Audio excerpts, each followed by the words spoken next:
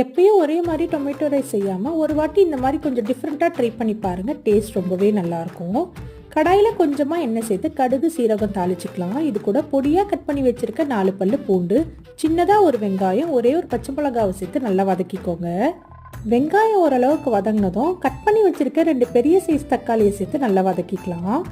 தக்காளி லைட்டாக வதங்கினதும் தேவையான அளவு உப்பு, 1/2 ஸ்பூன் அளவுக்கு ரெட் சில்லி பவுடர், 1/2 ஸ்பூன் தனியாத்தூள், 1 ஸ்பூன் பாவ்பாஜி மசாலா சேர்த்து ஒரு 2லேருந்து 3 நிமிஷம் நல்லா வதக்கிக்கோங்க.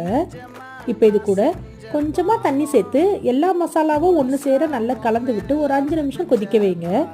இது நல்லா கொதித்ததும் உதிரியாக உடைச்சி வச்சுருக்க பாஸ்மதி ரைஸ் சேர்த்து நல்லா கலந்து விட்டு கொத்தமல்லி போட்டு சர்வ் பண்ணிங்கன்னா ரொம்ப டிஃப்ரெண்ட்டான ஸ்டைலில் டேஸ்டியான டொமேட்டோ ரைஸ் ரெடி. இதில் பாவ்பாஜி மசாலா சேர்க்கறதுனால டேஸ்ட் ரொம்பவே டிஃப்ரெண்ட்டாக இருக்கும். கண்டிப்பாக ட்ரை பண்ணி பாருங்கள். இந்த மாதிரி சிம்பிளான ரெசிபீஸ்க்கு என்னோட சேனலை சப்ஸ்கிரைப் பண்ணிக்கோங்க. நாளைக்கு வேற ஒரு ரெசிபியோட பார்க்கலாம்.